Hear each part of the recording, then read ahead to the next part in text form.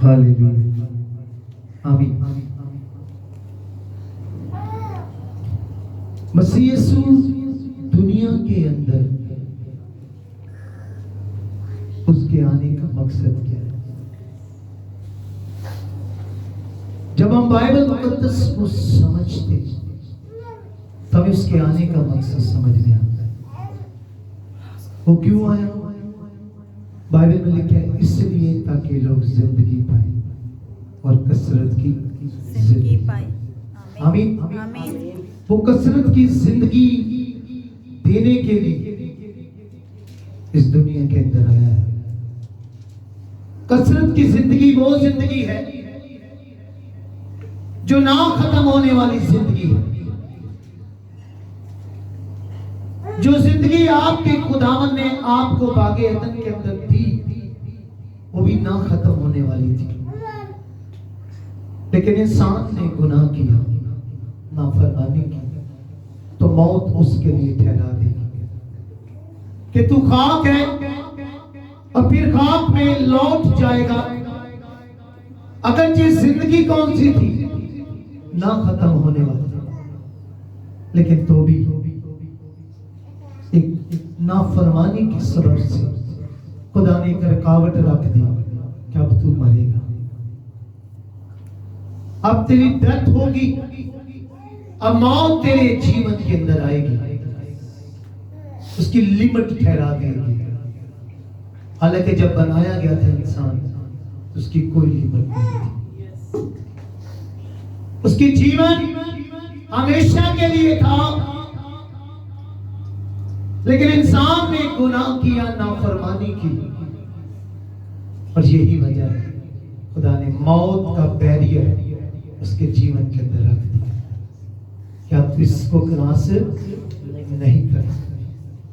तो मसीह यीशु का दुनिया के अंदर आने का मकसद ये है कि वो फिर से आपको एक नई जिंदगी की राह पर लेके जाना चाहता है। वो राह जो ना मिटने वाली, वो जीवन जो ना खत्म होने वाला जीवन है। ये हवाला में यूहन्ना की इंजील 10वें बाब की 10वीं आयत से पढ़ा हूं। यीशु ने कहा मैं इसलिए आया ताकि लोग जिंदगी पाएं और कसरत की जिंदगी। यूहन्ना की इंजील उसका 10वां बाब उसकी 10वीं आयत पढ़िएगा।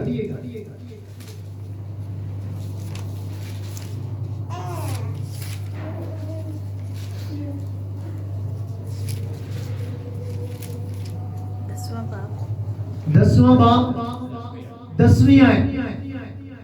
खुदावंद के पाक कलाम में यूं लिखा है, चोर नहीं आता मगर चुराने और मार डालने और हलाक करने को, और मैं इसलिए आया कि वो जिंदगी पाए और कसरत से पाए।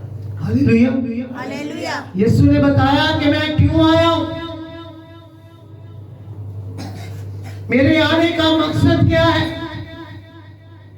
आपके खुदा के आने का एक ही मकसद है, और देखिएगा जो दुनिया में आया है वो ही अपना मकसद बता रहा है।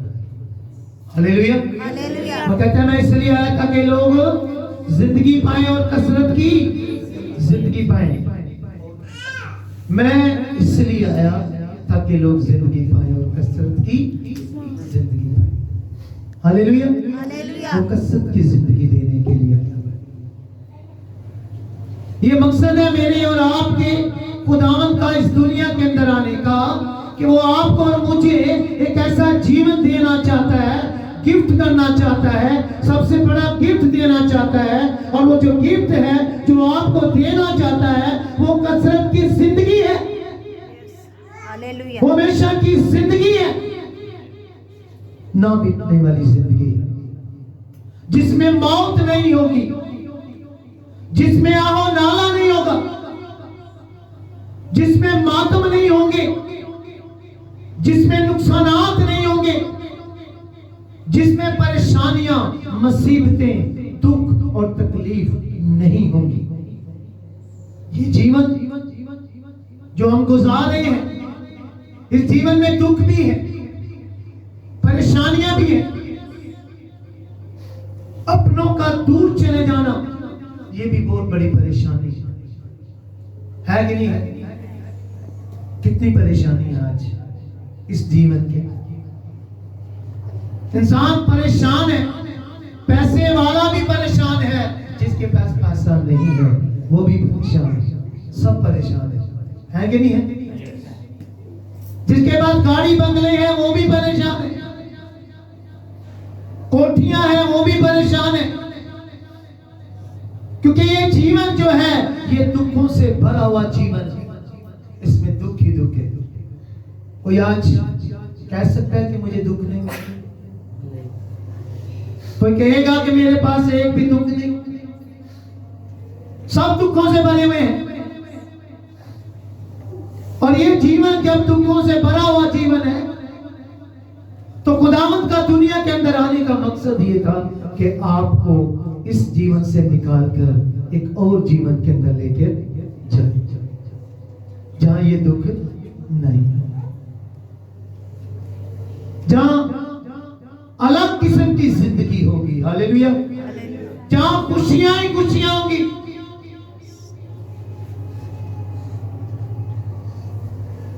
भाई आमर ने गाड़ी खरीदी है, अच्छी गाड़ी चलाता है, लेकिन रोड ही अगर टूटे हो तो गाड़ी का नुकसान तो होगा कि नहीं होगा?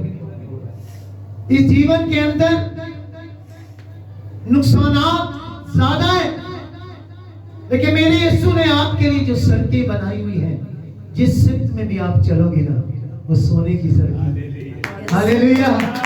इसमें कोई भी खड्डा नहीं है, इसमें कोई भी नुकसान देने वाली चीज नहीं है। आपका जी करे आप सड़क पर सो जाओ। सड़क कौन सी है? सोने की। उस जीवन के अंदर खुशियां हैं, शादमानियां हैं, और मेरा यीशु आपको वही जीवन पेश करने है। हालेलुया। हालेलुया। कहते हैं आजा, ये जीवन, इस जीवन को छोड़ दे। इस जीवन के अंदर तुझे दुख मिले हैं, परेशानियां मिली। याद रखना, मैं एक बड़ी बात कहने जा रहा हूं। मेरे यीशु ने भी वो जीवन गुजारा। 33.5 साल तक मेरे यीशु ने वो जीवन गुजारा। यानी 50 साल, 50 दिन बाद निकाल दो, 33 साल वो जीवन गुजारा जो आप गुजार रहे है कि नहीं है? जो जीवन आप लोगों ने गुजारे, हम गुजारे, यही जीवन आपके खुदावंद ने भी 33 साल तक क्या किया? गुजारा। क्या उसको दुख नहीं मिले? क्या उसके बहन भाई उससे नाराज नहीं हुए? क्या उसको भूख नहीं लगी? क्या उसको प्यास नहीं लगी? क्या लोगों ने उसको पकड़ने की कोशिश नहीं की? क्या उसके साथ गद्दारी नहीं हुई? यूदास इस्करियोती की शक्ल में हुई कि नहीं हुई? क्या उसे फरेब नहीं दिया गया? क्या उसको लोगों ने छोड़ा नहीं? आज हमारे रिश्तेदार अजीज हमें छोड़ देते हैं, क्या उसको लोगों ने नहीं छोड़ा? 70 लोगों ने उसे क्या कर दिया? छोड़ दिया। वो सेम जीवन जो हम गुजारते हैं, वो भी उसने 33 साल का जीवन आपकी तरह गुजारा है। धूप निकलती है, आपको धूप लगती है। जब धूप निकलती थी मेरे यीशु को धूप लगती थी। सर्दी होती तो आपको सर्दी लगती है। जब सर्दी थी तो 33 साल के अंदर जितनी सर्दियां आई, वो उस बदन को भी ठंडक लगी। सेम आप जैसा जीवन गुजार आप कह नहीं सकते। क्या यीशु, तुझे क्या पता हमारे जीवन का? वो कहता है मैंने 33 साल तक तुम्हारे जीवन का मजा चखा है। तुम किस तरह दुख में होते हो ये मैंने देखा है, लेकिन वो गम का, रंज का आशना बन गया। मरते गमनाक रंज का आशना बना। उसने 33 साल तक मेरे भाई मेरी बहन आप जैसा जीवन गुजार कर वो सब कुछ महसूस किया, और आपको इसलिए कहता है कि मैं तुम्हें एक नया जीवन देना चाहता हूं। आमीन। आमीन। एक पेशकश कर जो आपके जीवन से, जिसको यीशु ने गुजारा है, उससे अच्छा जीवन है। हालेलुया। वो कहता है, देख मैं बाप के दानी पर तख्त पर बैठ गया हूं, मैं तुम्हें भी वहां बैठाऊंगा।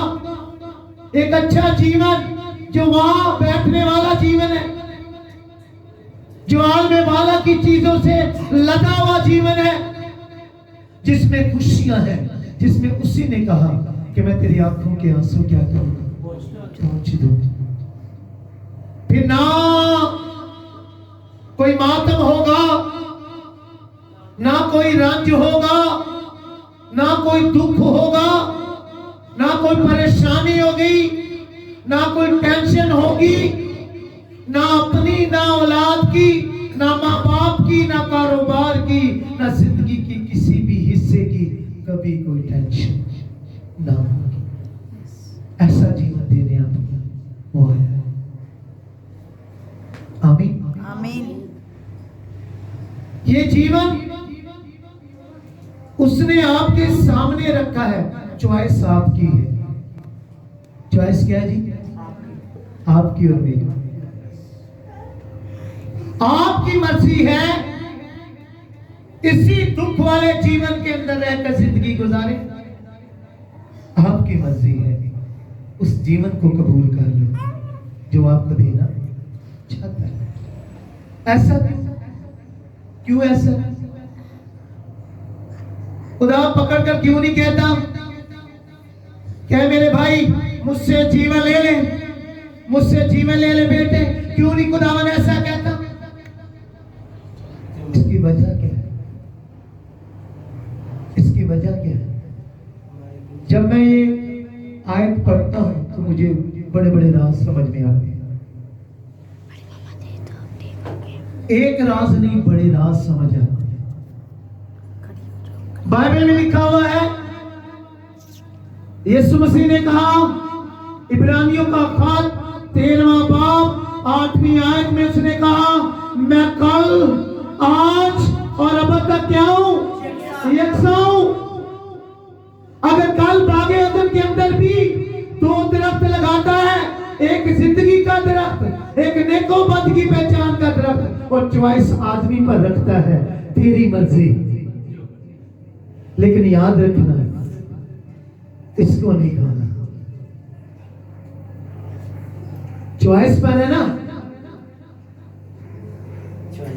क्या उस दरख्त के साथ जिंदगी का दरख्त नहीं था? था। चॉइस किसके पास है? इंसान के पास। चॉइस की रीजन क्या है? इसकी रीजन क्या है चॉइस की? जानते हैं इसकी रीजन क्या है? जब खुदा ने इंसान को बनाया तो उसको दिमाग दिया, उसको सोचने की सलाहियत दी। हालेलुया। जब सोचने की सलाहियत दी, इख्तियार यीशु मसीह एक दफा हर इंसान को दे चुका है। सिर्फ वो गाइड करेगा, लेकिन सोचना आपने है, फैसला आपने करना है। जिस चीज को छूना है वो आपने छूना है। आपको कभी भी हाथ पकड़ कर आपका वहां लेके नहीं जाएगा। यही वजह है जब आदम हवा ने फल खा लिया तो खुदावन ने आवाज दी, ऐ आदम तू कहां है? ये आवाज देने का मकसद क्या था मेरे खुदावन का? क्या उसे इल्म नहीं था कि आदम हवा नाफरमानी कर चुका है? पता था। आवाज देने के अंदर बड़े मकसद पाए जाते हैं, लेकिन आज जो मकसद बताने जा रहा हूं वो यही। वो कहता है तूने अपने अख्तियार का इस्तेमाल गलत क्यों किया? ऐ आदम तू कहां है? उसने कहा मैं झाड़ियों के पीछे। ओह, जब हम इख्तियार गलत इस्तेमाल करते हैं तो झाड़ियों के पीछे चले जाते हैं। ये लफ्ज याद रखिएगा, मैं वापस यहाँ आऊंगा। कहां? झाड़ियों के पीछे। सही? तो क्या वजह थी कि इंसान को दिमाग दिया गया, सोच दी गई, आमीन, दी गई है ना, ये इख्तियार है आपके पास, और वो आपके सामने फकत जो आप जीवन गुजार रहे हो इसके साथ एक और जीवन रखता है जो अबदी जीवन है। कहता है मैंने तेरे सामने मौत भी रखी, जिंदगी भी रखी, बरकत भी रखी, लानत भी रखी। अब सिलेक्शन किसने करनी है? क्योंकि वही इख्तियार आज भी आपके पास है। समझ आ गई कि नहीं आ गई? ये इख्तियार आपके पास है, पास। आपकी मर्जी है कि इसी जीवन में चलो, आपकी मर्जी है हमेशा के जीवन में। सही होगा? आपकी मर्जी है, इसी जीवन में चलना शुरू करो, इसी में चलते रहो। आपकी मर्जी है नया जीवन ले लो, ये आपकी मर्जी है। अगर नए जीवन में चलोगे तो वो सब कुछ मिलेगा जो मैं पहले बयान कर चुका हूं, आसमानी चीज। सही हो गया? अब आइएगा उसी नुक्ते पर। आदम कहां था? झाड़ियों के पीछे। झाड़ियां जलाई जाती हैं। जो कोई मसीह यीशु के इस गिफ्ट को कबूल नहीं करता, मसीह यीशु के इस तोहफे को कबूल नहीं करता, मसीह यीशु के आने के मकसद को कबूल नहीं करता, वो झाड़ियों के पीछे। वो कहां है? झाड़ियों के पीछे। और झाड़ियों के पीछे कल को वो झाड़ियां आग में डाली जाएंगी। जो झाड़ियों के पीछे है उसे हमेशा की आग में जलना होगा अगर वो इसी तरह का जीवन गुजारता रहा। समझ आ गई नहीं? अगर कोई इसी तरह का जीवन गुजारता रहा, इसी तरह के जीवन में रहा, तो ये झाड़ियों के पीछे वाला जीवन है और झाड़ियों को जलाया जाएगा और उसकी आग कभी कम ना होगी। कितनी फिक्र है आपको यीशु की।